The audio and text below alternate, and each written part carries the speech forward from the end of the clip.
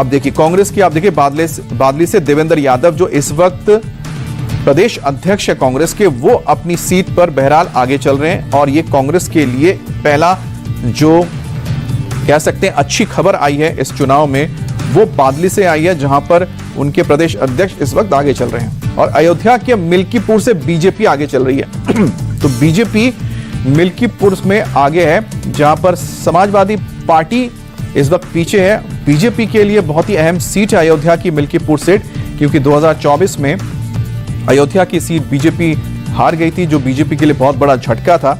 और उसके बाद से बीजेपी के लिए एक साख का सवाल बन गया था कि अयोध्या की सीट, जहां पर बीजेपी को श्रेय जाता है कि राम मंदिर का निर्माण करवाया, केंद्र में प्रधानमंत्री मोदी, राज्य में योगी आदित्यनाथ, अयोध्या में आखिरकार कैसे बीजेपी को यह हार मिल सकती है। तो अयोध्या में जो हार मिली थी उसी के बाबत देखते हुए तमाम पार्टी के नेताओं ने, योगी आदित्यनाथ ने पूरा जोर लगा दिया है मिल्कीपुर में कि वो इस उपचुनाव को जीते। और मिल्कीपुर के उपचुनाव में इस वक्त बीजेपी के लिए अच्छी बात यह है कि पार्टी इस वक्त आगे चल रही है।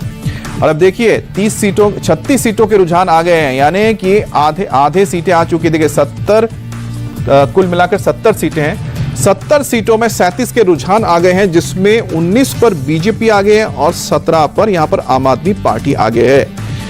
तो एक बार फिर से कांटे की टक्कर है। ये कांटे की टक्कर 17 और 19 का जो आंकड़ा है, ये बता रहा है कि इस वक्त जो ये पूरा मैच है, ये पूरा जो मैच है दिल्ली का, बहुत ज्यादा इंटरेस्टिंग हो गया है। और ज्यादा इंटरेस्टिंग इसलिए है क्योंकि इसमें अरविंद केजरीवाल पीछे चल रहे हैं, मनीष सिसोदिया पीछे चल रहे हैं, लेकिन आतिशी इस वक्त अपनी सीट पर आगे चल रही हैं। और बीजेपी के लिए देखिए 20 का आंकड़ा बीजेपी ने छू लिया है। 16 सीटों की यहां पर बीजेपी को प्लस यानी कि फायदा होता दिख रहा है, और 20 सीटें बीजेपी के खाते में आती नजर दिख रही हैं, क्योंकि ये रुझान है। शकूर बस्ती से पूर्व मंत्री सत्येंद्र जैन पीछे चल रहे हैं। सत्येंद्र जैन, जिन पर आरोप लगे हैं, भ्रष्टाचार के आरोप में जेल गए हैं। अरविंद केजरीवाल जेल गए हैं, मनीष सिसोदिया जेल गए हैं। और इस वक्त अयोध्या के मिल्कीपुर से भी एक अच्छी खबर बीजेपी के लिए, जहां बीजेपी के जो उम्मीदवार हैं आगे चल रहे हैं और सपा के उम्मीदवार पीछे हैं।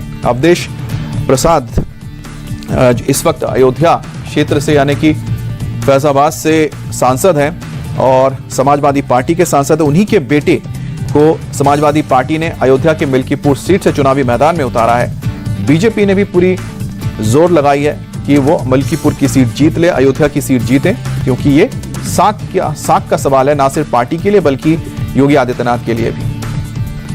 एक बार फिर से दिल्ली के ओर हम रुख करते हैं। दिल्ली में 40 सीटों के रुझान हैं। 40 सीटों के रुझान में इस वक्त आम आदमी पार्टी 17 पे है और 22 पर यहां पर बीजेपी है। तो 5 सीटों का फासला दोनों ही पार्टी के बीच में नजर आ रहा है। तो अब देखिए 6 सीटों का यह फासला हो गया। शकूर बस्ती से पूर्व मंत्री दिल्ली के सत्येंद्र जैन पीछे चल रहे हैं। तो बल्ली मरान से आपके मंत्री इमरान हुसैन आगे हैं। बल्ली मरान यहां से इमरान हुसैन आगे चल रहे हैं। तो इमरान हुसैन यहां से पिछली बार भी जीते हैं और इस बार एक बार फिर से वो बढ़त बनाए हुए हैं। तो लगभग 1 घंटे का वक्त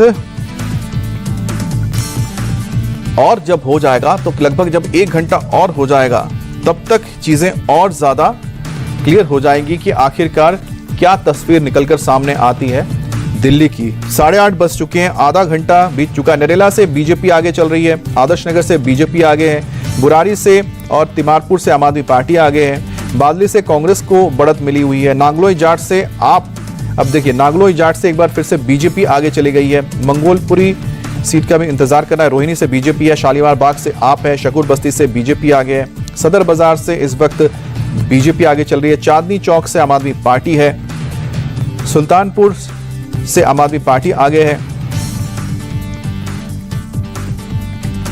और किराड़ी से भी हमने आपको बताया था आम आदमी पार्टी आगे चल रहे हैं।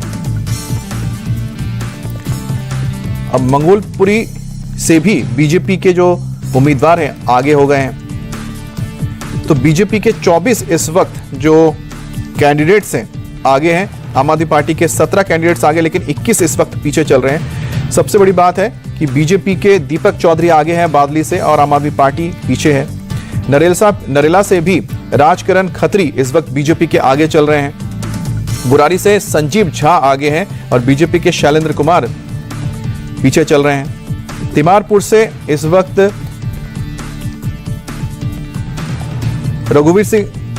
रघुविंदर शौकीन पीछे हैं। नागलोई जाट से मनोज शौकीन आगे चल रहे हैं।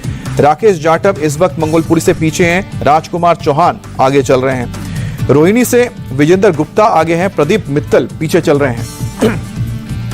वहीं शालीमार बाग मटिया मिहाइल से अली मोहम्मद आगे हैं। दीप्ति इंदोरा इस वक्त बीजेपी की पीछे चली है। इमरान हुसैन बल्ली मरान से आगे हैं और कमाल बागरी इस वक्त पीछे चल रहे हैं।